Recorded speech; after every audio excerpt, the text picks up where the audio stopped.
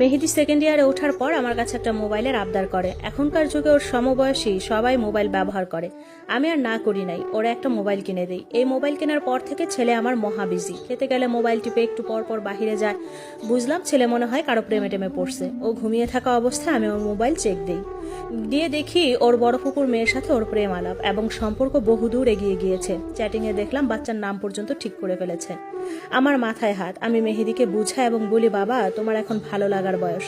তাই বলে ওর সাথে, বাবারে তোমাদের বাবা নেই মা নেই, আমি তোমাদের সব, আমি চাই তোমরা ভালো থাকো। বাবা একটা বয়সে গিয়ে একটা জীবনে গিয়ে তারপর এসব করো। আর তোমার এ বয়সে বন্ধু বান্ধব থাকতেই পারে। বাবা তুমি তোমার বড় ফুপুর মেয়ের সাথে এতটুকু সম্পর্কে যাওয়াতে আমি অনেক কষ্ট পেয়েছি।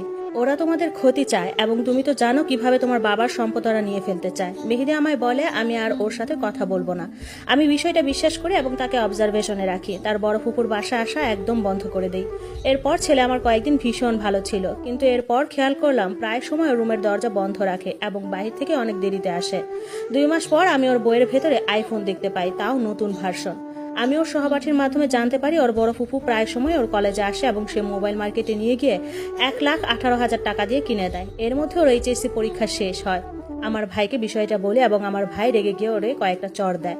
মোবাইলটা ভেঙে ফেলে। মেহেদি আর কিছু বলে না এবং কয়েকদিন ঠিক ছিল।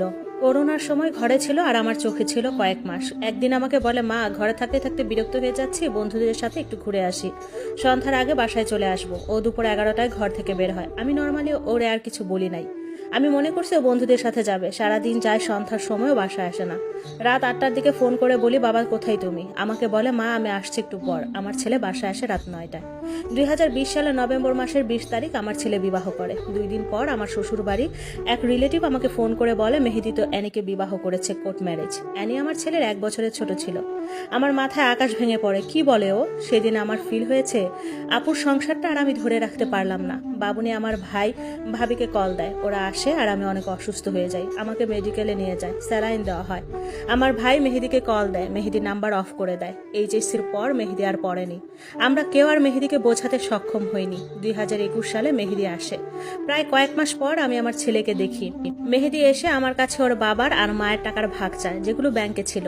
তখন আমি মেহেদিকে বলি, তুমি তোমার মুরব্বি ও 10 জন নিয়ে আসিও, আর এলাকার কমিশনার অফিসে এসে সব হবে। সেদিন ওর রুমের ওর প্রয়োজনীয় জিনিসপত্র নিয়ে ও আবার চলে যায়।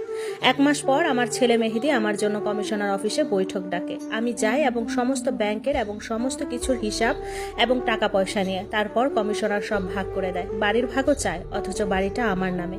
এবার আমি রেগে গিয়ে জুতা নিয়ে উঠি এবং মেহেদিকে সবার সামনে